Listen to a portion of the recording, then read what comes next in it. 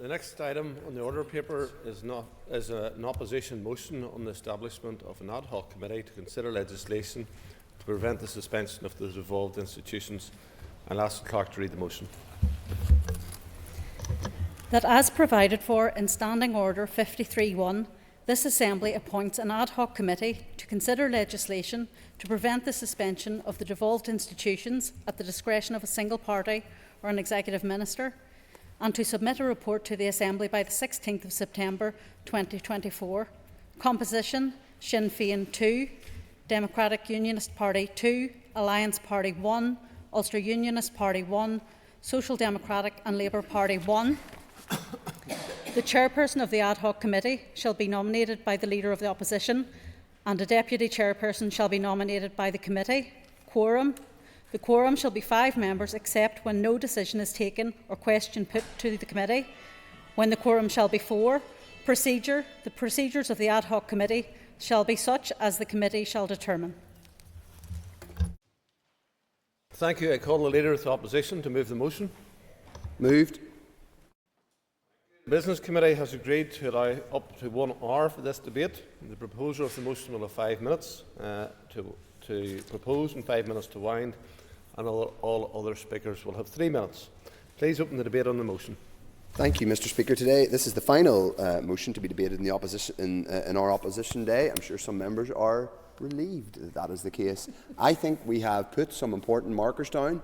We may make some progress, and hopefully we may make some progress yet with this, the final motion of the day. All 3 motions are designed to complement and indeed implement one another. The first one was designed to set out principles around the need to end the toxic veto, to express our regret and our shame to the people that we serve about what's happened in this place over the last decade. The second motion, was which we've just passed, I'm pleased to say, was designed to reflect the importance of public sector pay and get speedy resolution to the outstanding pay settlements. This motion now is an opportunity for those who voted against the first initial motion, Mr. Speaker, to do the right thing. To use another phrase, it's never too late to do the right thing. We designed this motion as an implementing vehicle for carrying through the will expressed by the Assembly in the first motion. What we heard from speakers was only one speaker from Sinn Féin. Obviously, the First and Deputy First Ministers declined to even live up to the convention of this House, come and answer the first opposition motion of this mandate. But what we did hear from the one Sinn Féin speaker who did contribute to that debate was that their objection, such as it was to the previous motion, was that it didn't specifically call out Tory austerity as part of that motion. I think we, in our remarks, have been clear that Tory austerity and indeed Brexit has been part of devastating the public realm, public services, and in this place, and indeed in other parts of the UK too. That is a given. The point I have made repeatedly is that, if you accept the point that economic ideology of making, particularly the most vulnerable, pay the price of austerity, if you believe that is the case, surely the worst, most objectionable thing you can possibly do is to give that government, those ideologues in London, the power to do whatever they like to people here. So, if we are serious about that, there's no mention that this follow-up motion should not give any trouble to the Sinn Féin members, presuming that actually what they were troubled about was this apparent absence of a reference to that, or this not touching on public services, because this motion is very specifically about a committee of this Assembly to debate options for reform. I'll run through it briefly because my time is limited. It sets out the composition of this proposed committee. There is, for the 2 big parties who do have, let's face it, the biggest mandates in this chamber, I have no difficulty acknowledging that. They have the right to the biggest presence collectively on that committee. We do think it should look at the options for ending the veto. We think it should be focused on ending the veto and not get into broader conversations about reform of the institutions, though there are very legitimate debates to be had about reform of the institutions. I'd like to see emphasis on durability and delivery on Strand 2, which has been sorely neglected over the last number of years, in fact in many ways since 1998. I'd also like to understand how Strand 3 is going to fit in with some of the new things that have been bilaterally agreed, apparently, between the DUP and London. I also think many of the comments that have been made around looking at designation and how it works in 2024 are completely legitimate and necessary. But I think, first of all, we need to focus on veto, removing this one toxic button, this nuclear button that threatens not just political stability, but it threatens our ability to do anything. Pay public sector workers, reform the health service, take economic advantage. We cannot collapse the institutions again. So this committee is designed to look at that issue and propose legislative proposals by September this year. There's already a huge amount of homework done in this area. This does not need to take years, Mr. Speaker. They don't need to go away and undertake a PhD. The Northern Ireland Affairs Committee, the Commons did a report earlier this year. There have been multiple now reports that have been done. There are multiple options. And given that it is a committee that we're proposing of different parties, they can look at the different options and they can reflect on those different options. But we do think, I don't have time, I don't think I get an extra minute. I'm happy to I would normally give way, but I'm not seeking to be difficult. It's just that I'm very, very limited in time. If people are serious about reform, and we've heard a lot in recent weeks, including from both the new Economy Minister and indeed the First Minister, about the need, and indeed the President of Sinn Féin, the Leader of the Opposition in Dáil Éireann, about the need to take forward the reform of the arrangements and look at it. We've heard a lot about that. We've heard fairly warm words about it. If people are serious, if they're serious about reform, then let's get this committee set up, let's get it working, and let's get it reporting back by September. Then, if people want to have a longer look at reform, all of that can happen in the AERC. But bluntly, this is a chance to do the right thing. Having done the wrong thing a few hours ago and voted against reform through the lobbies with the DUP and Jim Allister, let's do the right thing. Let's not gaslight people. Let's reform these institutions, deliver political stability, and get this committee up and running. I commend this motion. Thank you, Mr. Speaker. Call Mr. Patsian. And when I first saw this motion, I was somewhat bewildered because, as everyone knows, we have the Assembly and Executive Review Committee.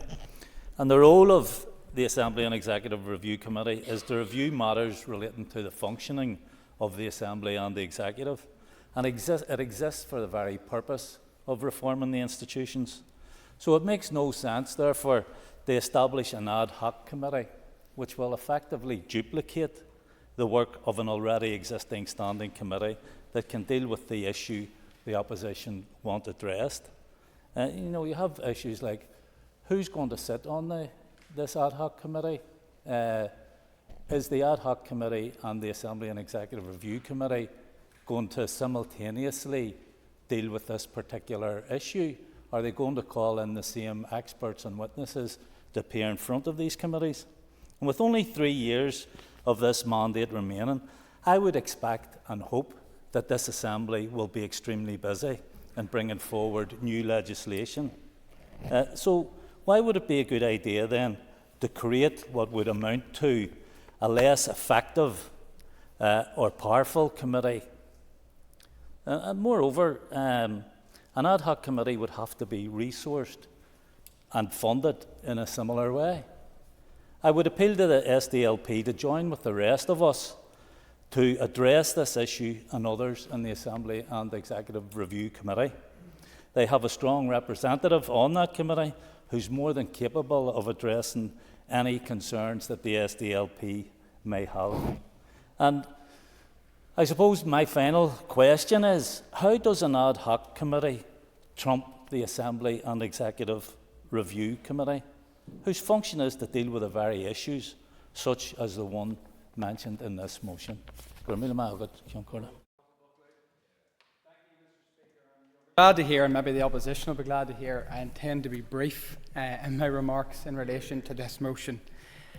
Because there's no point in going over significant ground that has been covered in the earlier opposition debate.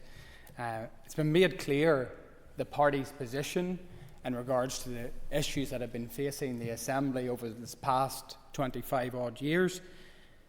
But to the very heart of it, and I think all members did touch on this, is the need for consensus politics.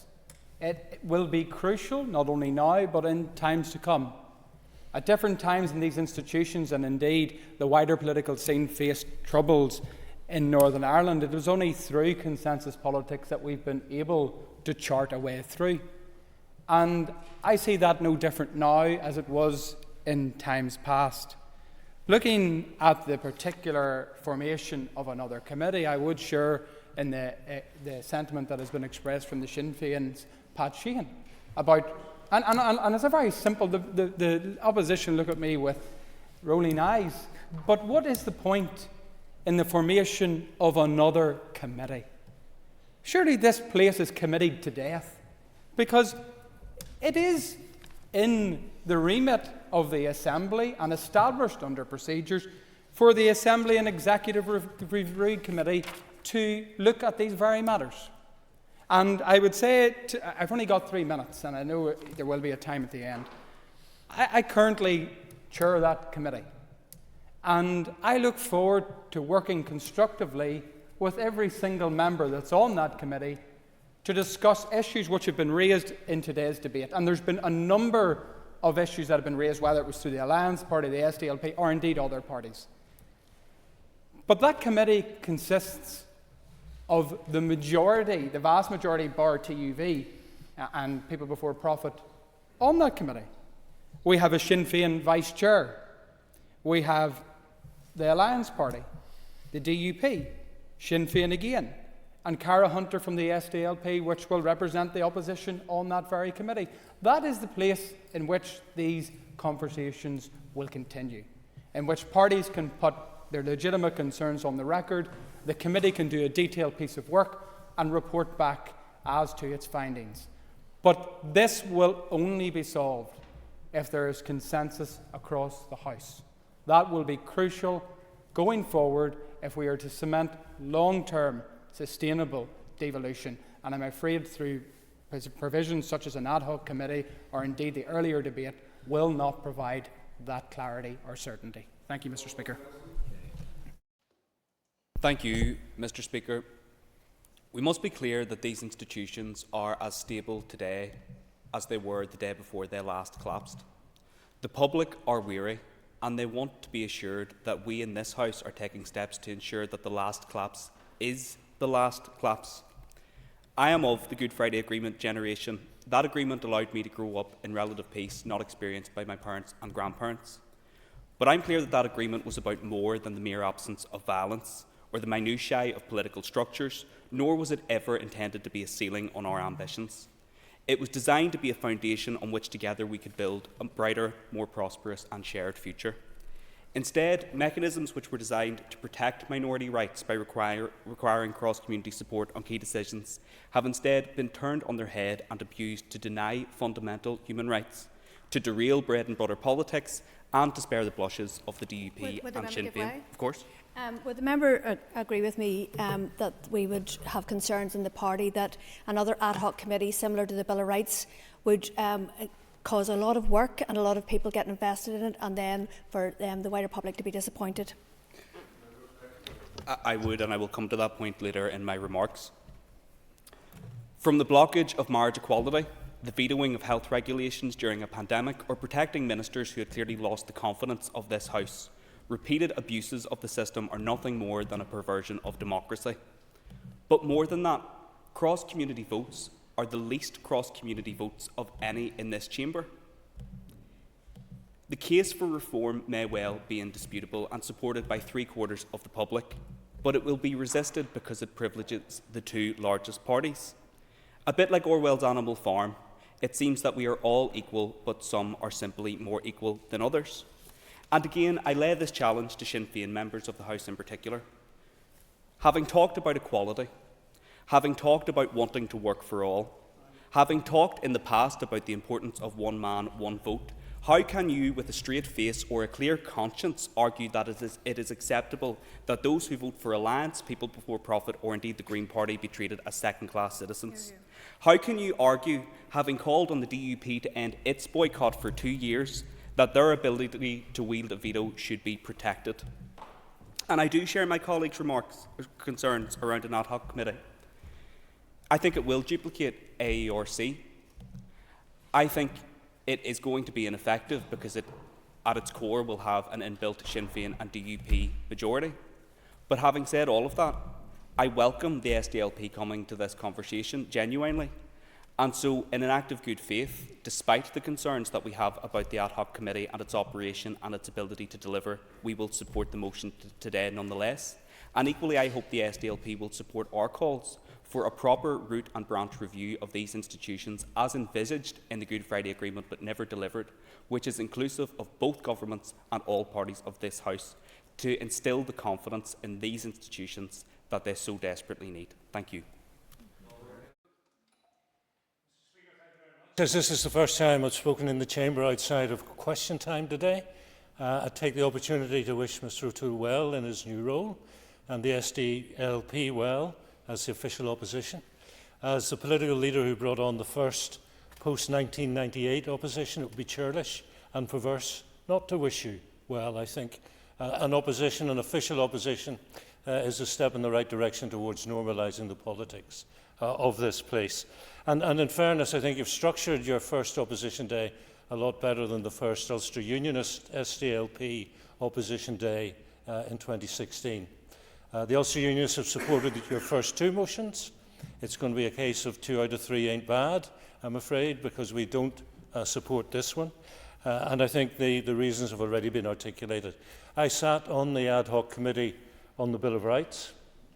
We don't have a Bill of Rights. The Ad Hoc Committee went nowhere because we couldn't get agreement, and I cannot imagine for 1 millisecond that setting up this Ad Hoc Committee would be any more successful. And the point has been made repeatedly that the role for review rests with the Assembly Executive Review Committee, and we would support them taking a look at this issue. Finally, a little confusion that the Leader of the Opposition might clear up. In the motion it says that this Ad Hoc Committee would submit a report to the Assembly, but in your remarks I believe you said that they would submit proposals for reform. So are you prejudging the outcome, or which is it? If he looks at the motion says to submit a report and to consider legislation, I think it would be perverse for it not to submit legislative proposals. I wouldn't presuppose, however, that there would be a perfect majority or complete consensus on what those proposals would look like. That's why we have set out what the composition of the committee should be. And that's why also people have talked about this. That's why we've given it a deadline, unlike other ad hoc committees. Thank you, Mr. Speaker. See, the point is, to me, to read the line, to consider legislation to prevent the suspension of devolution, does not mean that the consideration will end in saying, yes, we should put forward a proposal so to do. But I accept the clarification from the member, and I conclude my remarks there. Kelly Armstrong. Mr. Speaker, I rise today because I'm not going to stand in anyone's way to discuss the necessary reforms, as it will allow other parties the opportunity to actually catch up on what Alliance has been talking about for a couple of decades, to be honest. While I'm not going to block this motion, I have to ask why we keep on needing to have committees. AERC, I sat on at the last mandate. We went through an investigation. Now, I have to say, because of the makeup of that committee, we didn't come to any recommendations on that. It was drawn out and dragged on, so nothing came out of it, to be honest. I hope that the current AERC might actually go back over the wealth of experience that was brought into some of those reports and come out with some recommendations. But let's be very clear, even if AERC does come out with a recommendation to move towards reform, as has already come out and was clarified at last week's Committee for Procedures, it will still have to be for the UK Government to bring forward those reforms in law. Any changes to the Northern Ireland Act cannot be taken forward by this House. Then, of course, once that goes forward, it will be for the Committee for Procedures to take forward any changes to standing orders. So there's a lot of things to go through before we get this, and as the Leader of the Opposition has said, time is tight on this one, and we do have a lot to get through before we would even get to the stage of changing standing orders. But I would point out to this House that any changes to standing orders will require a cross-community vote. And guess what, folks? I'm standing here again saying what I said earlier. My vote won't count the same. So it just makes a mockery of this whole place. Also, when I looked at the motion today, and as I said, I'm not going to stand against it, but when I look at it, I have to say, of the 7 people that are talked about, or the 7 representatives of that committee, 4 of them will vote against anything to do with reform of the institutions, because they have done today and will continue to do so. We could take it out of this House. We could go to a citizens' assembly. Happy to consider that. I think that would be something that I think it's the people outside of this House actually get this an awful lot more than the people in this House do. Collapse without any reforms is unforgivable. And we heard in a previous motion today when we talked about public sector pay, this is hurting the very people who elect us to this House. It is time for reform to go forward. I do believe, unfortunately, to the opposition today that this will be voted down. I won't vote against it today because any discussion is better than no discussion at all. I just hope that the rest in this House will actually count the clock down. It's time to change this place, and the time is now. Thank you.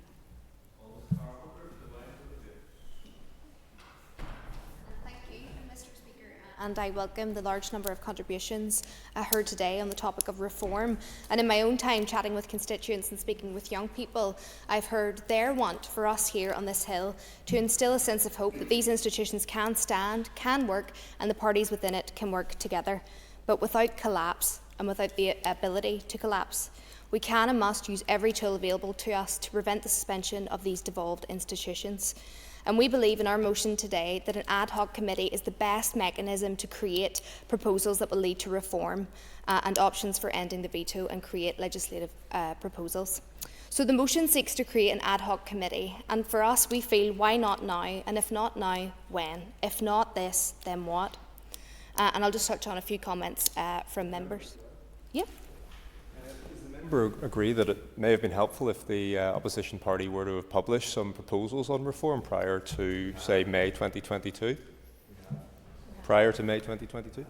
Really? I thank the member for giving way, but just as my colleagues have stated, we have previously published a number of things to do with reform, and you can see today from our previous discussions from a number of our representatives that were extremely passionate about the issue, and I welcome that Alliance share that position. But back to my comments around speakers who have contributed here today. Mr Buckley touched on the AERC could be utilised as a tool to discuss reform.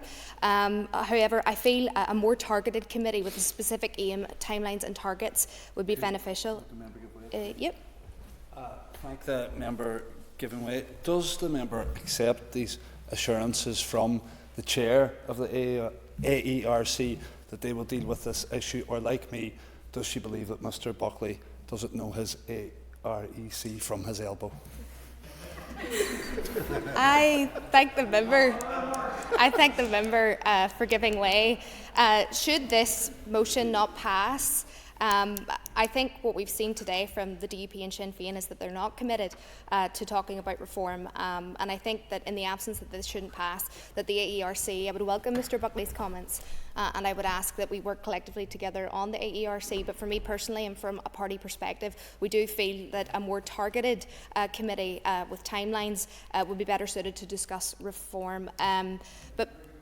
No, just given that I need to make some progress. I think one of our main concerns is just that the AERC committee has a number of issues, and we fear that reform might get eaten up essentially among other priorities, so that is a concern for us. But I think the public is watching us today, and I think that they would welcome a committee such as this.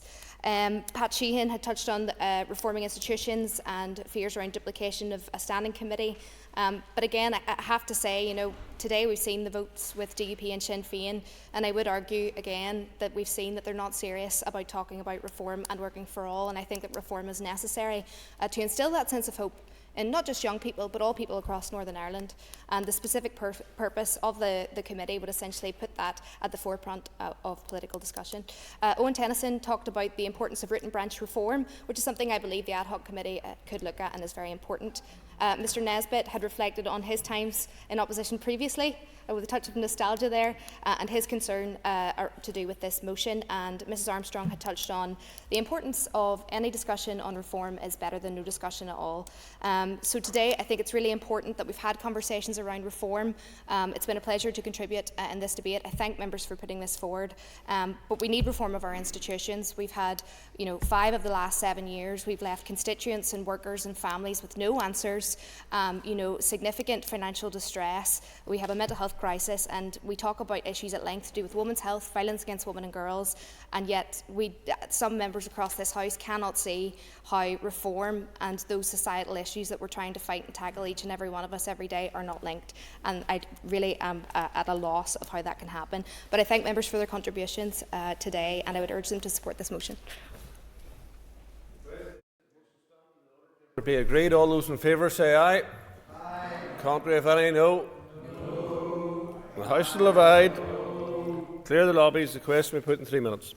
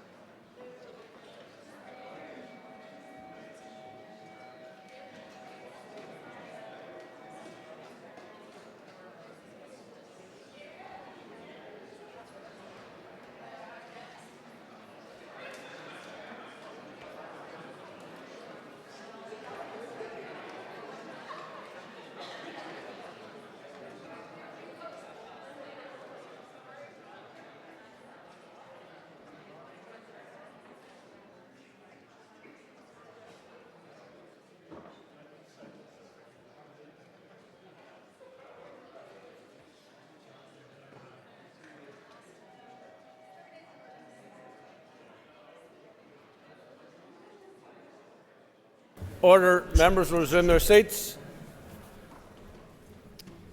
The question is that the motion on the order paper be agreed. All those in favour say aye. Aye. Contrary, if any? No. Do we have tellers?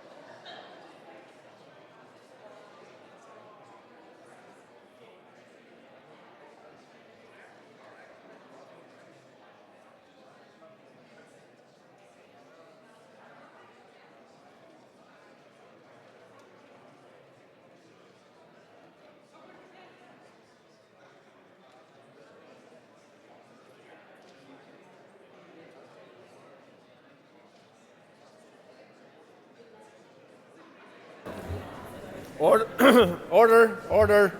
Tellers have been appointed as follows. Tellers for the ayes are Daniel McCrossan and Cara Hunter. Tellers for the noes are David Brooks and Padraig Delargy. Clear the lobbies. The Assembly will divide. Ayes to my right, noes to my left.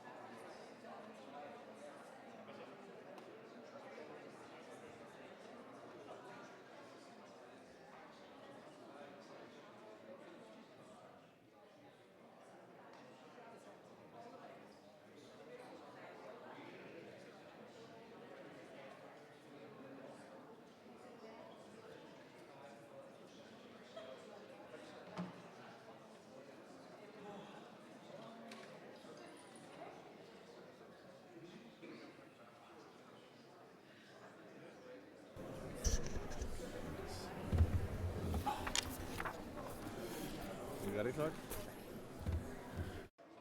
Order, order. Members take their seats, please. Clark, please read the motion or read the results. 75 members voted, 24 members voted aye, 51 members voted no. The motion is negatived. The motion is negative. Open the doors. Item 5 on the order paper, the adjournment. The question is that the Assembly do not adjourn. The Assembly is adjourned.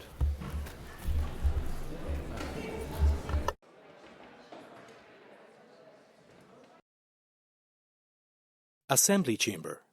Sound.